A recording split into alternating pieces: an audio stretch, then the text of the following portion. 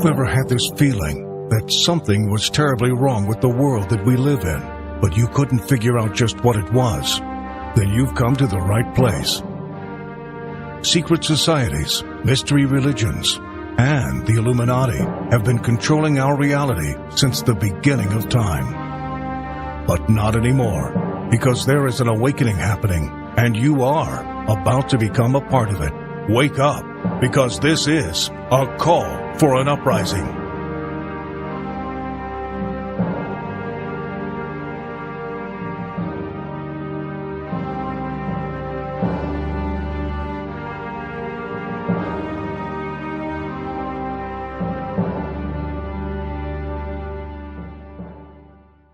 This is a call for an uprising. We welcome you to today's show and ask those of you who have not subscribed, please subscribe to our YouTube channel as we continue to expose the satanic Illuminati agenda and the ushering in of the Antichrist. We also ask those of you who have not subscribed to our backup channel to please pause the video, do so now. You can find the link in the comment section below or in the description box. Like I said, this channel already has one strike. I'm fighting the strike, but there's a chance the channel might get taken down. So if you enjoy the channel and the content, I recommend that you subscribe to the backup channel as we continue this awakening process together. Today's show, I want to talk about Kobe Bryant and his affiliation to the Illuminati, to the occult. It's pretty clear that Kobe Bryant is involved in it, as most of these athletes are, especially the ones that are featured prominently over and over, who flash the symbols as Kobe does or has logos as Kobe does that have the Illuminati symbolism in it. And of course, it's quote-unquote Mamba Day from what I'm reading everywhere. It's his retirement is coming up. I don't know if it's today, but it's sometime this week. I believe it's today. And it's amazing how people don't realize how the media really just twists their thoughts and perceptions on things. Kobe Bryant, as most people know, early in his career, was accused and charged of rape. Of course, he got away with it because he's a part of this. Otherwise, he wouldn't have gotten away with it if he was a part of it. If he was a regular person, he would have been in jail and his career would have been over. But because he has an allegiance to the Illuminati, he's able to buy his way out, probably through some type of satanic ritual or sacrifice that he performed, and of course through money that he paid people to get off of this, to get the charges dropped. But before I get into the symbols, I want to talk about that rape allegation, because it's amazing if you don't believe in mind control, if you don't believe the media can spin something and then take your brain on a journey that you don't even know you're on. Think about this. If any other athlete was convicted of rape, just say it doesn't matter the race of the person or the sport, but they were convicted of rape, and then the media constantly over and over bash the guy saying, we shouldn't be supporting him because he committed rape or he was charged and accused of rape. It's not a good thing. We shouldn't support him. Look how the media has turned this into this praise of Kobe Bryant, a man who was, accused of these things, a man who got off innocently when he wasn't innocent of rape because he paid his way out of it. Look how the media, though, can turn it into, who cares? Let's praise him. He's a hero. And now that's all that's going on. The NBA is praising him as a hero. He's a guy who throws a ball through a net, for starters. He throws a bouncy ball through a basket, and he's praised as a hero. But add to the fact that this man went through a trial for rape and all these things, and they just don't even mention it. They don't even bring it up. Kobe throws up the 666 sign. I know people out there want to say that means three-pointer, right? He throws it up many times. He throws it up hidden by his side. He throws it up in the air. We won't even get into that because there's more prominent things, such as his logo, Kobe Bryant's brand logo. If you look closely, at it, it's almost the face of the Baphomet, the two ears, the goat face, right? The two ears upward and then the down line. What does that have to do with anything with Kobe Bryant, other than the fact that it looks like a Baphomet? You can also see the logo with the serpent around it. So if you need more clarification, we talked about the serpent and what it represents. The serpent in the Garden of Eden. Okay, the serpent, they worship Satan, they worship the serpent. Then you get Kobe's other logo here, which is just beyond ridiculous. There's a commercial with it, and you can see it here flash right in front of you. It is the pyramid, so you get the Illuminati pyramid with an, crossing at the top to make an X. So you got, not only do you get the Illuminati pyramid, you get the X, which we've talked about, which means the transformation, and the X symbolizes the Antichrist. It is the symbol of the Antichrist. So you get the pyramid with the X. Then, of course, you get people in the commercial such as Kanye West wearing the logo on their jacket and things like that. We know that these people are all prominent Satanists.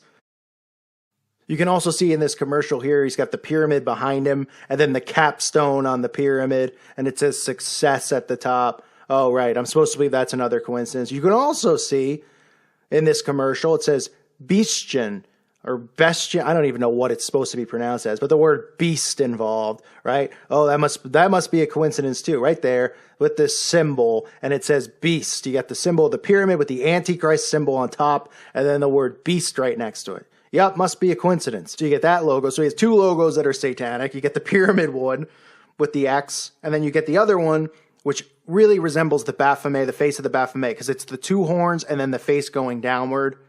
Then I happened to see this quote yesterday, flashing on ESPN, because it's his last days. It was a quote from the athletic trainer of the Lakers. He said, "I think if Jesus came down and said, 'Kobe, you can't do this,' Kobe would have said something like, 'Why don't you stick to making water into wine and raising people from the dead, and I'll take care of this basketball thing.'" Just a ridiculously stupid quote, but you can see how they just continue to mock and slander Jesus Christ. They make it like a joke, like, "Listen, Jesus, you stick to this stuff. I'll stick to something important like playing basketball." Some meaningless thing where they bounce a rubber ball like a bunch of 10-year-olds and they throw it through a hoop and people jump and scream and they, "Oh, this is so wonderful." But this is just another quote mocking Jesus Christ, of course, affiliated with Kobe Bryant and his mindset, deliberately, strategically placed there. It wouldn't be trending on ESPN if they didn't want it to be. And of course, they wanted it to be right there, right in the open. Now you get Kobe Bryant doing other symbols. You've seen him throw up the devil horns before, which, what does that have to do with basketball? Again, you see all these athletes do it. What's he saying? Heavy metal, rock and roll. Okay, he's paying homage to Satan. And then I don't know if anybody out there has noticed, but they've been running these ads for Kobe Bryant as far as, "Don't love me, hate me." This whole mindset of Kobe gets fed off of the hatred of people.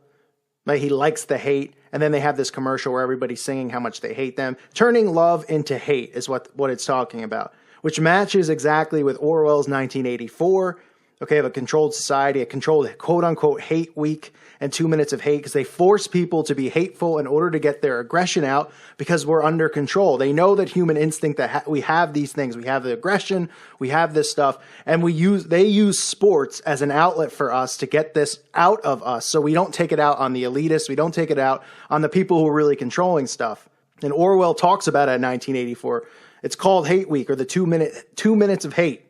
In the book, they also claim that hate is love, war is peace, lies are truth, basically everything being the opposite, what correlates with this Kobe Bryant love-hate thing that they're pushing, this agenda that they're pushing or have been pushing in his last season through all these commercials that are supposed to motivate people and get people pumped up, right? They're pushing love and hate, right? Hate fuel, all the hatred, turns to love and all that stuff. And we read in Isaiah 5:20, "Woe to those who call evil good and good evil, who put darkness for light and light for darkness, who put bitter for sweet and sweet for bitter." And that's exactly what's going on here. So you see all of this stuff, when they create these videos, these montages, the end of someone's career or whatever, where they're praising one of these false idols. So this is Kobe's final exit here. Okay, he spent all these years as a false idol, pushing the Illuminati agenda as far as, the imagery that he pushes and everything else. And now this is his bowing out, because, when an athlete retires, that's the end for them for the most part. They're still alive, but they don't matter as much anymore. Okay, they don't matter unless they get involved in something else. So this is the goodbye for Kobe Bryant, but they still will push the agenda inside of it. Just like we saw with the Michael Phelps commercial, what happens in darkness will come into light. Talking about, the things that they do in darkness are going to come into light, paying homage to Michael Phelps and his last year in the Olympics. They're doing the same with Kobe Bryant, with this love-hate thing, this Orwellian 1984, using hate, okay, because they know that the people and the masses need to get their aggression out because we're under such control. They use sports as an outlet for that. And this commercial is emulating that. It's talking about that and how Kobe fuels off of the hatred. That's what gets him going to be a better player and all this stuff. And then fans have a love-hate relationship with him. And like I said, Isaiah 5:20, "Woe to those who call evil good and good evil, who put darkness for light and light for darkness, who put bitter for sweet and sweet for bitter." It's a complete mind twist, but this is how they do it. They incorporate all of this stuff. Okay? They know the scriptures better than most lukewarm Christians, sadly enough, because they do everything they can to mock it and to spit in the face of God. There's many Christians out there that have never even read the Bible, that don't know anything that's in the Bible, that just go to church because they want to show up, right? We know those are the lukewarm Christians, but you can see the elitists, how they always place these things. They always have an agenda behind their ads and their commercials. It's always mocking God. It's always taking his scripture and turning it around. And if you don't want to believe any of the symbols, if you're somebody who's just stumbling upon this because you're a fan of Kobe Bryant, first of all, this isn't an attack on you personally. Stop. You have to separate yourself from these idols. Okay, you're not one with them. You're not on the Lakers. A lot of fans think that they're a part of the team. That's how they get their aggression out, that they're a part of something. You're not a part of anything. Okay, you're rooting for something here. You're rooting for false idols. You're rooting for a ball to go into a net. Okay, but you have to separate yourself from these false idols because they don't care about you at all. At all. Not one iota. But people come and they get very upset when they hear any attack on their false idols, as we've talked about on this channel.